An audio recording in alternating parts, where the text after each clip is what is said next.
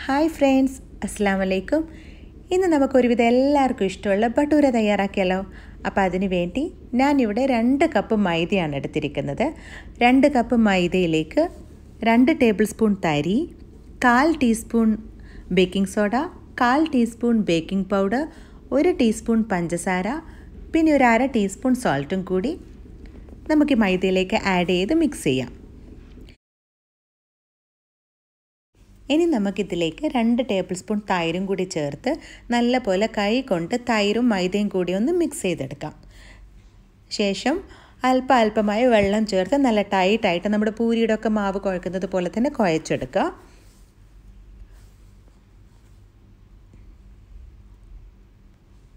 അതിനുശേഷം 1 teaspoon oil തടവി നമുക്കൊരു മിനിമം 1 മണിക്കൂറെങ്കിലും ഇത് റെസ്റ്റ് ചെയ്യാൻ വെക്കണം.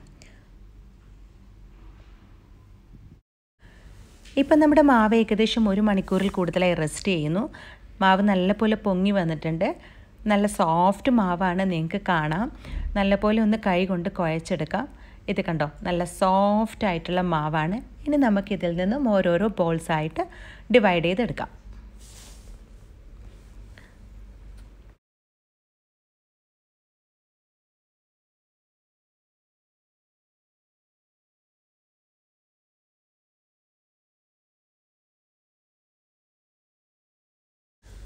ബോൾസാക്കി വെച്ചതിന് ശേഷം ഒരു 15 മുതൽ അരമണിക്കൂർ വരെ ഒന്ന് റെസ്റ്റ് ചെയ്യാൻ വെക്കാം.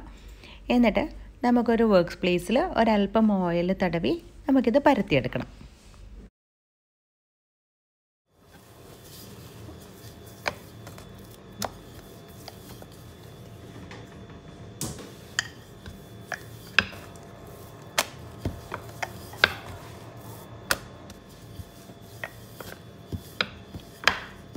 ഇതുപോലെ പരത്തിയതിന് ശേഷം നമുക്കിത് 4 ആയിട്ട് ഡിവൈഡ് ചെയ്യാം. ഇതുപോലെ നിങ്ങൾക്ക് ചെറിയ ചെറിയ പൂരി സൈസിൽ വേണമെങ്കിലും ഭട്ടൂര പൊരിച്ചെടുക്കാം. ഒരു കാണാനുള്ള ഭംഗിക്ക് ഈ ഒരു ഷേപ്പിലാണ് ചെയ്യുന്നത്. പാർട്ടിയൊക്കെ ഉണ്ടാവുന്നേരം, ഒരുപാട് ഐറ്റംസൊക്കെ ഉണ്ടാവുന്നേരം ഇങ്ങനെ ചെയ്യുന്നേരം ആൾക്കാർക്ക് ഓരോന്ന് എടുക്കാനുള്ള സൗകര്യത്തിനാണ്. ഈ ഒരു കനത്തിൽ വേണം കേട്ടോ പരത്തിയെടുക്കാൻ, നന്ന നേരിയതായി പോകരുത്. അപ്പോൾ ഈ ഒരു കനത്തിൽ പരത്തിയിട്ട് നമുക്കിത് പൊരിച്ചെടുക്കാം.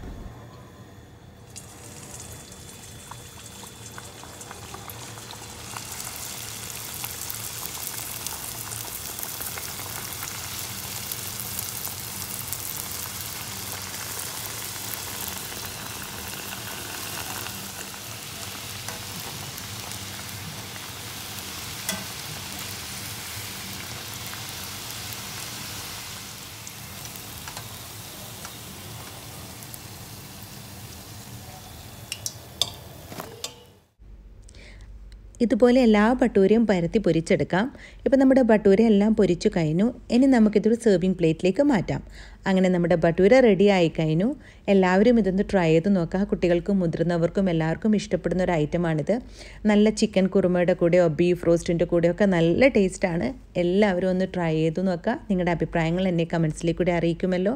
അപ്പോൾ ഇൻഷാ അല്ലാഹ് അടുത്ത വീഡിയോയും റെസിപ്പിയുമായി വീണ്ടും കാണുന്നത് വരെ take care and stay blessed.